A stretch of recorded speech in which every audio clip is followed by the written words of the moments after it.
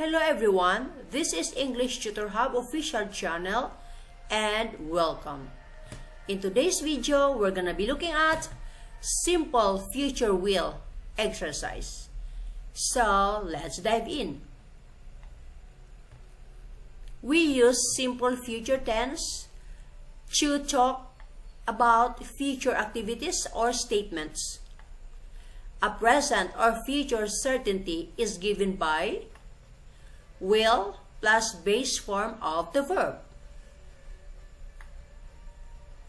Fill in the blanks with a simple future tense. You have 5 seconds to give your answer before I'm gonna move on to the next item and give you the correct answer. If you think 5 seconds is not enough, you can pause the video. Number 1. I blank 21 next week. I blank 21 next week. Answer, it's I will turn 21 next week. Number 2. I think Lakers blank their next game. I think Lakers blank their next game. Answer, I think Lakers will win their next game. Number 3. You should go with them, otherwise you blank. You should go with them, otherwise you blank. Answer, you should go with them, otherwise you will get bored. Number 4. I really hope things blank better soon. I really hope things blank better soon. Answer, I really hope things will get better soon. Number 5. I am starving. I blank a big burger. I am starving. I blank a big burger. Answer, I am starving. I will have a big burger. Number 6. Somebody's at the door. I blank it out. Somebody's at the door. I blank it out. Answer, somebody's at the door. I will check it out. Number 7. If you can come early, I blank a nice meal for you. If you can come early, I blank a nice meal for you. Answer, if you can come early, I will cook a nice meal for you. Number 8. I promise I blank you ever again. I promise I blank you ever again.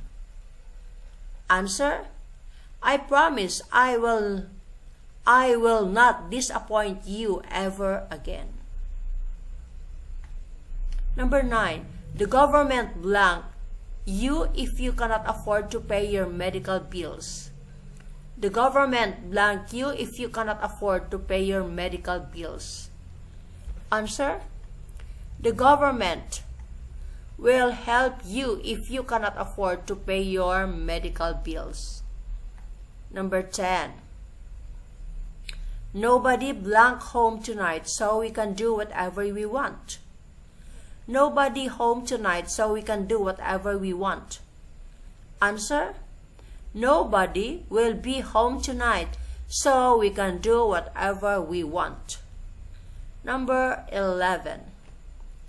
Do you think we blank it on time for the flight?